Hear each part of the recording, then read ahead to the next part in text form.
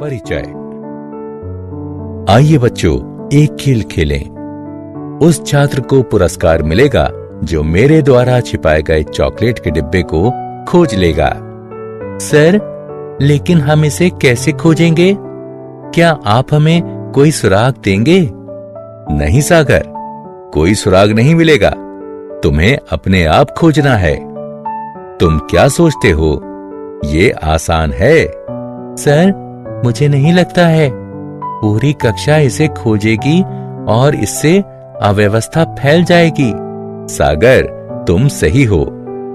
इसी प्रकार जब हम तत्वों को खोजते हैं तो एक अव्यवस्था हो जाती है। आओ, मैं तुम्हें इसके बारे में विस्तार से बताऊं। बच्चों, इस पाठ में हम यह सीखेंगे कि किस आधार पर तत्वों का वर्गीकरण किया जाता है। उद्देश्य: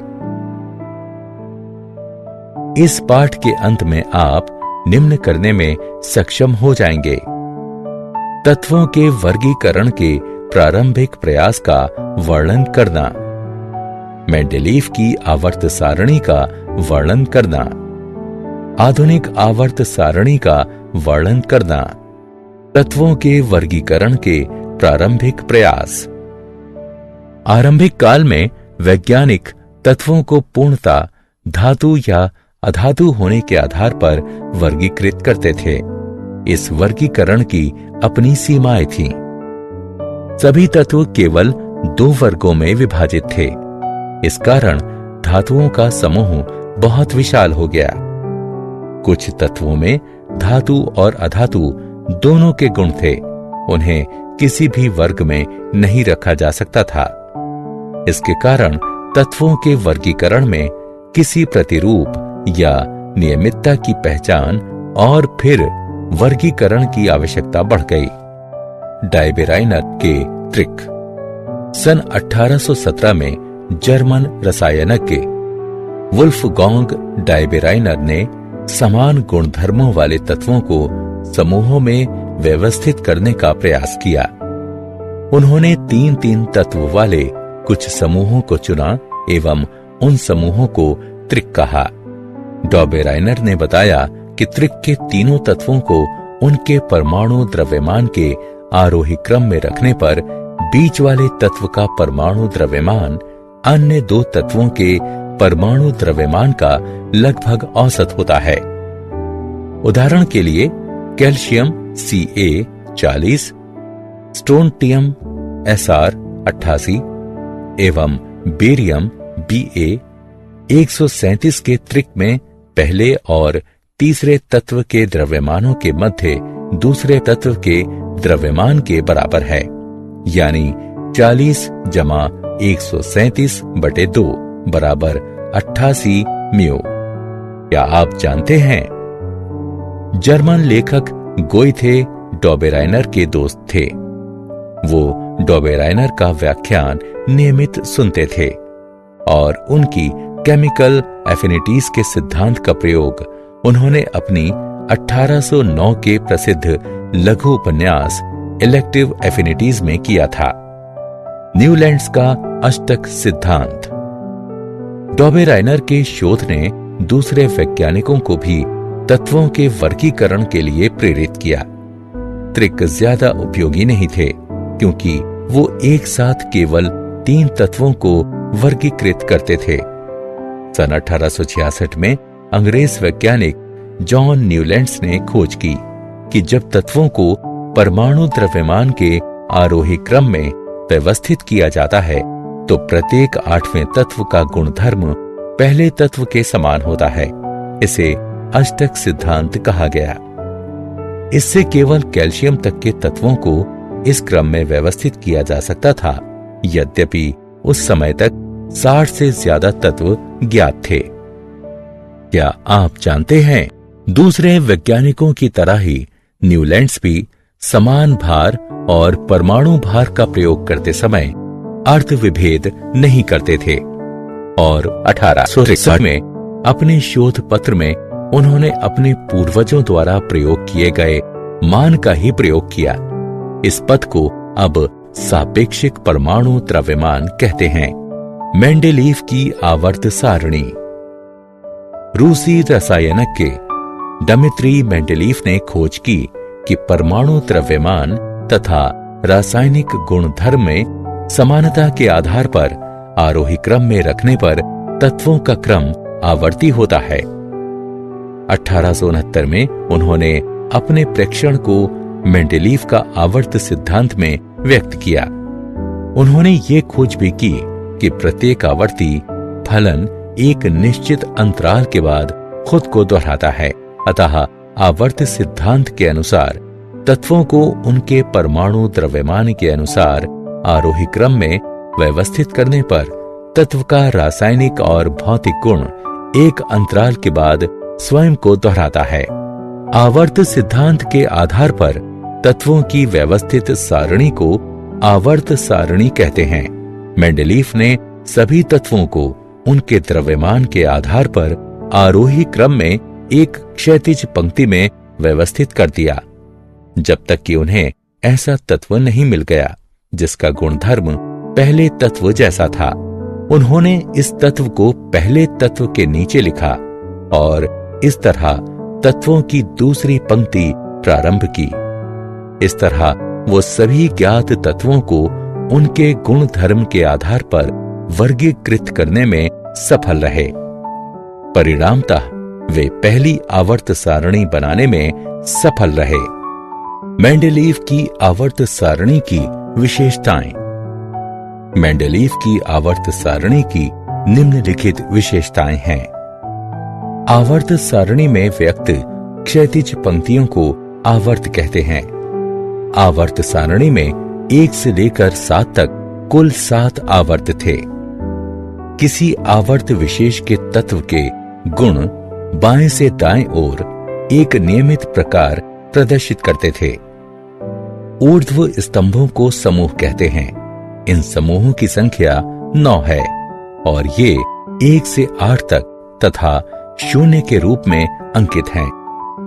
समूह 1 से 7 तक पुनः 2 उप समूहों A और B में विभाजित है। समूह 0 और 8 का कोई उप समूह नहीं होता है।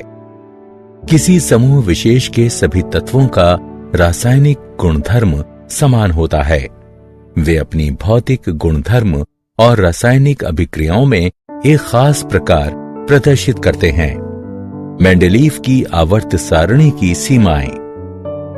मेंडेलीव की आवर्त सारणी की कुछ सीमाएं थीं, जो नीचे दी गई हैं।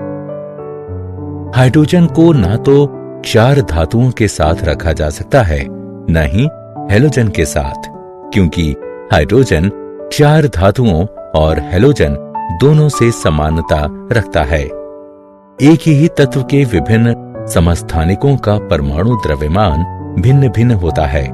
इसे ध्यान में रखने की जरूरत है और प्रत्येक को आवर्त सारणी में भिन्न स्थान देना चाहिए। हालांकि रासायनिक रूप से समान होने के कारण उन्हें एक ही स्थान दिया जाना था। कुछ स्थानों पर अधिक परमाणु द्रव्यमान वाले तत्वों को कम परमाणु द्रव्यमान वाले तत्वों से पहले रखा गया है, जैसे कि ऑर्गन 39.91 को पोटेशियम 39.1 से पहले रखा गया है। क्या आप जानते हैं, मेंडेलीव ने पेट्रोलियम के मूल स्रोत का अध्ययन किया और इस निष्कर्ष पर पहुंचा कि हाइड्रोकार्बन अबायोजेनिक हैं और धरती के बहुत भीतर से आते हैं। उसने लिखा था, ध्यान देने वाली मुख्य बात यह है कि पेट्रोलियम धरती की गहराई में जन्म लेता है और यही इसके मूल स्रोत की खोज करनी चाहिए। आधुनिक आवर्त सारणी। सन 1913 में हेनरी मोजले नामक अंग्रेज भौतिकविद ने खोज की कि तत्व के परमाणु द्रव्यमान की तुलना में उसका परमाणु संख्या अधिक आधारभूत गुणधर्म है। परमाणु संख्या परमाणु के नाभिक में उपस्थित प्रोटॉनों की संख्या को बताती है। न्यूट्रल परमाणु में इलेक्ट्रॉनों की संख्या भी परमाणु संख्या के बराबर होती है। इससे आवर्त सारणी में परिवर्तन हुआ। आधुनिक आवर्त सिद्धांत के अनुसार तत्वों के रासायनिक और भौतिक गुणधर्म उनकी परमाणु संख्या के आवर्त फलन होते हैं। आधुनिक आवर्त सारणी में तत्वों का स्थान। सबसे अधिक प्रयुक्त आवर्त सारणी आधुनिक आवर्त सारणी का दीर्घ संस्करण है। आइए आवर्त सारणी की कुछ विशेषताओं को देखें। समूह। आवर्त सारणी में 18 स्तंभ हैं। इन स्तंभों को समूह कहते हैं। समूहों के सबसे बाएं तरफ तत्व 4 तत्व हैं और सबसे दाएं तरफ नोबल गैसें हैं। समूह के सभी तत्वों का इलेक्ट्रॉनिक विन्यास समान होता है और संयोजकता इलेक्ट्रॉनों की संख्या भी समान होती है। आवर्त। आवर्त सारणी की 7 पंक्तियां आवर्त कहलाती हैं। प्रत्येक आवर्त में एक नया कोश भरा जाता है। आवर्त संख्या उस कोश की भी संख्या होती है जिसका भरा जाना शुरू हुआ है। आधुनिक आवर्त सारणी की प्रवृत्तियां। संयोजकता। किसी भी तत्व की संयोजकता उसके परमाणु के सबसे बाहरी कोश में उपस्थित संयोजकता इलेक्ट्रॉनों की संख्या से निर्धारित होती है। एक आवर्त में संयोजकता इलेक्ट्रॉनों की संख्या बढ़ती है। परमाणु साइज, घनत्व, गलनांक और क्वथनांक जैसे भौतिक गुण परमाणु साइज पर निर्भर होते हैं। परमाणु साइज की सही माप करना बहुत कठिन होता है। हालांकि परमाणु त्रिज्या परमाणु साइज को मापने में सहायता करती है। धात्विक एवं अधात्विक गुणधर्म। धातुओं का गुणधर्म विद्युत धनात्मकता है, यानी इनमें इलेक्ट्रॉन को त्यागने, धात्विक द्युति, मृदुता, आघात वर्धनीयता और विद्युत चालकत्व का गुणधर्म होता है। किसी तत्व की धात्विक गुणधर्म इस बात पर निर्भर होती है कि वो कितनी आयनन ऊर्जा उत्पन्न करती है। आयनन ऊर्जा जितनी कम होगी, विद्युत धनात्मकता उतनी ही अधिक होगी और तत्व उतना ही अधिक धात्विक होगा। सारांश। आइए हमने जो कुछ सीखा है उसे संक्षेप में दोहराएं। वैज्ञानिक तत्वों को धातु एवं अधातु के आधार पर वर्गीकृत करते थे। डॉबेराइनर ने समान गुणधर्म वाले तत्वों की पहचान की और उन्हें त्रिक नामक समूह में वर्गीकृत किया। न्यूलैंड्स ने तत्वों को बढ़ते परमाणु द्रव्यमान के क्रम में वर्गीकृत किया। इसे अष्टक का सिद्धांत कहते हैं। मेंडलीफ ने आवर्त सारणी का निर्माण किया और तत्वों को उनके परमाणु द्रव्यमान के आधार पर व्यवस्थित किया।